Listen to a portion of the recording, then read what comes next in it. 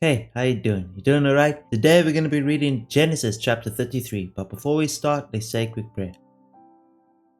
Dear Lord, we come before you today as we read the word of Genesis chapter 33. I pray that you talk to us as we read this word and give us a good understanding of everything that we are intaking today. We love you, Jesus, with all our heart and soul.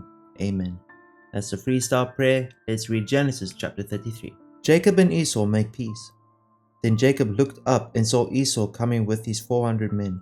So he divided the children among Leah, Rachel, and his 2 servant wives. He put the servant wives and their children at the front, Leah and the children next, and Rachel and Joseph last. Then Jacob went on ahead. As he approached his brother, he bowed to the ground 7 times before him. Then Esau ran to meet him and embraced him. He threw his arms around his neck and kissed him, and they both wept.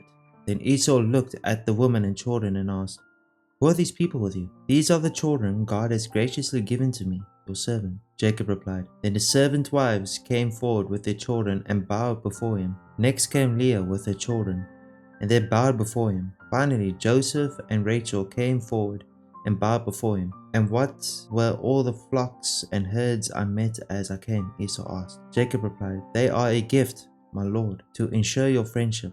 "My brother, I have plenty," Esau answered. "Keep what you have for yourself." But Jacob insisted, "No, I have found favor with you. Please accept this gift from me, and what a relief to see your friendly smile. It is like seeing the face of God. Please take this gift I have brought you, for God has been very gracious to me. I have more than enough." And because Jacob insisted, Esau finally accepted the gift. "Well," Esau said, "let's be going. I will lead the way." But Jacob replied, "You can see, my lord, that some of the children are very young, and the flocks and herds have their young too. If they are driven too hard, even for one day, all the animals could die. Please, my lord, go ahead of your servant. We will follow slowly at a pace that is comfortable for the livestock and the children. I will meet you at Seir." "All right," Esau said, "but at least let me assign one of my men to guide and protect you." Jacob responded, "That's not necessary. It's enough that you've received me warmly, my lord." So Esau turned around and started back to Seir that same day.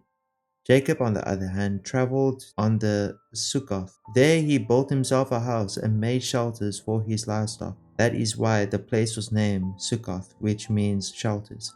Later, having traveled all the way from Paddan Aram, Jacob arrived safely to the town of Shechem in the land of Canaan. There he set up the camp outside the town. Jacob bought the plot of land where he camped from the family of Hamor, the father of Shechem, for 400 pieces of silver. And there he built an altar and named it Al Eli Israel. That is Genesis chapter 33. Hopefully you guys learned something today. Remember, I love you. God loves you more. Verse of the day is in the description. Hopefully you guys read it. If you have any prayer requests, leave them in the comments.